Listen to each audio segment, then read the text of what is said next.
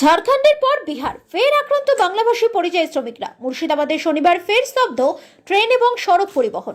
ভিন রাজ্যে বাংলা ভাষাভাষী পরিযায়ী শ্রমিকদের উপর বাংলাদেশি সন্দেহে হামলার ঘটনা অব্যাহত থাকায় শুক্রবারের পর শনিবার ফের একবার মুর্শিদাবাদের বেলডাঙ্গা থানার বড়ুয়া মোড়ের কাছে 12 নম্বর জাতীয় সড়ক অবরোধ করেছে উত্তেজিত জনতা। এর পাশাপাশি শিয়ালদা লালগোলা শাখায় বেলডাঙ্গার 5 মোড়ের রেলগেটের কাছে ট্রেন অবরোধ করে রেখেছে বিক্ষোভকারীরা। এর ফলে শনিবার ফের একবার উত্তর এবং দক্ষিণবঙ্গের মধ্যে যান চলাচল এবং শিয়ালদা লালগোলা শাখায় ট্রেন চলাচল সম্পূর্ণ বিপর্যস্ত হয়ে পড়েছে। হাজারে হাজারে উত্তেজিত জনতা পুলিশের গার্ডরেল এবং প্লাস্টিকের রোড ডিভাইডার তুলে জাতীয় সড়কের বিভিন্ন প্রান্তে ছড়িয়ে ছিটিয়ে দিচ্ছেন। এর ফলে এলাকার বাসিন্দাদের মধ্যে যেমন উত্তেজনা ছড়িয়েছে, তেমনই আতঙ্কিত হয়ে পড়েছেন ট্রেনে এবং বাসে করে নিজেদের গন্তব্যের দিকে যাত্রা করা বহু সাধারণ মানুষ। ইতিমধ্যে পুলিশ প্রশাসনের শীর্ষ কর্তারা বিশাল পুলিশ বাহিনী এবং র্যাফের জওয়ানদের নিয়ে ওই এলাকায় পৌঁছেছেন। তবে পরিস্থিতি এখনো পুরোপুরি পুলিশের নিয়ন্ত্রণে আসেনি বলে স্থানীয় সূত্রে জানা গিয়েছে। প্রসঙ্গত, ঝাড়খণ্ডের পালামৌ জেলায় ফেরিওয়ালার কাজ করতে গিয়ে আলাউদ্দিন শেখ নামে বেলডাঙ্গা থানার সুজাপুর তাতলাপাড়া গ্রামের এক যুবক দিন কয়েক আগে খুন হন বলে অভিযোগ। সেই ঘটনাকে কেন্দ্র করে শুক্রবার প্রায় 7 ঘন্টা ধরে শিয়ালদা লালগোলা শাখায় বেলডাঙ্গার কাছে ট্রেন অবরোধ করে রাখে উত্তেজিত জনতা। এর পাশাপাশি অবরোধ করা হয় 12 নম্বর জাতীয় সড়ক। পরে মুর্শিদাবাদের জেলা শাসক নিতিন সিংহানিয়া এবং মুর্শিদাবাদ পুলিশ জেলা সুপার কুমার শানিরাজ মৃতের পরিবারের এক সদস্যকে সরকারি চাকরি এবং আর্থিক ক্ষতিপূরণ দেওয়ার প্রতিশ্রুতি দেওয়ার পর পথ অবরোধ তোলেন উত্তেজিত জনতা।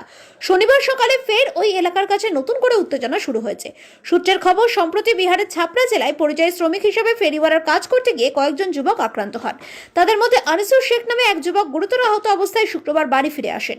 শনিবার সকালে অ্যাম্বুলেন্সে করে ওই যুবককে যখন মুর্শিদাবাদ মেডিকেল কলেজ হাসপাতালে ভর্তির জন্য নিয়ে যাওয়া হচ্ছিল, সেই সময় উত্তেজিত জনতা নতুন করে বেলডাঙ্গা থানার বড়ুয়া মোড়ে 12 নম্বর জাতীয় সড়ক অবরোধ করেন।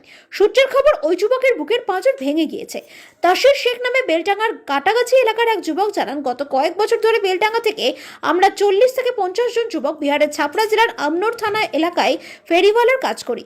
গত দুদিন আগে বাঙালি এবং মুসলিম সম্প্রদায়ের মানুষ বলে আমাদের 5 থেকে 7 জনকে সেখানকার লোকজন প্রচন্ড মারধর করেছে। প্রাণ ভয়ে আমরা কোনো রকমে সেখান থেকে পালিয়ে এসেছি। ওই যুবক অভিযোগ করেন, আমাদের কাছে আধার কার্ড, প্যান কার্ড সবই ছিল। তা দেখানোর পরেও বাঙালি এবং মুসলিম সম্প্রদায়ের মানুষ বলে আমাদেরকে মারধর করা হয়েছে। আমাদের যাবতীয় নথি দেখালেও সেগুলি বিহারের লোকজন ছিঁড়ে ফেলেছে।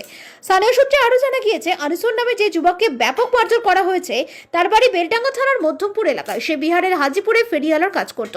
রাস্তা অবরোধ করে বিক্ষোভরত পরিযায়ী শ্রমিকরা বলেন, রাজ্য সরকারের তরফ থেকে মৃত পরিযায়ী শ্রমিকের পরিবারকে আর্থিক ক্ষতিপূরণ দেওয়া হচ্ছে এবং একটি চাকরি দেওয়া হচ্ছে, কিন্তু যে পরিবারের সদস্য চলে যাচ্ছে তাদের যে অপূরণীয় ক্ষতি হচ্ছে তার দায় কে নেবে? ভারতীয় নাগরিক হওয়া সত্ত্বেও ভিন রাজ্যে কাজ করতে গেলে আমাদের পরিচয়পত্র ছিঁড়ে দেওয়া হচ্ছে। মুর্শিদাবাদ জেলা প্রশাসন পরিযায়ী শ্রমিকদেরকে যে পরিচয়পত্র দেওয়ার সিদ্ধান্ত নিয়েছে, সেখানে সমস্ত শ্রমিকের নিজের নাম লেখা থাকবে। ভিন রাজ্যে কাজ করতে গেলে বাংলায় কথা বললে এবং মুসলিম পদবি দেখলেই আমাদের মারধর করা হচ্ছে। আমরা এর থেকে মুক্তি চাইছি। ভিন রাজ্যে লক্ষ লক্ষ পরিযায়ী শ্রমিক পশ্চিমবঙ্গের শান্তিতে কাজ করছেন, তাহলে আমরা কেন অন্য রাজ্যে কাজ করতে গেলে আক্রান্ত হব? প্রসঙ্গত, ঝাড়খণ্ডে আলাউদ্দিন শেখের মৃত্যুর ঘটনা জেরে শুক্রবার বেলডাঙ্গায় উত্তেজনা ছড়িয়ে পড়ার পর কাল রাতে মুর্শিদাবাদ জেলা প্রশাসন এবং পুলিশ প্রশাসনের তরফ থেকে ভিন রাজ্যে গিয়ে কোনো বিপদে পড়লে পরিযায়ী শ্রমিকদেরকে সাহায্য করার জন্য 3টি হেল্পলাইন নম্বর চালু হয়েছে। এর পাশাপাশি তাদেরকে আইনগত পরামর্শ দেওয়ার জন্য একটি লিগ্যাল সেলও চালু করেছে মুর্শিদাবাদ প্রশাসন।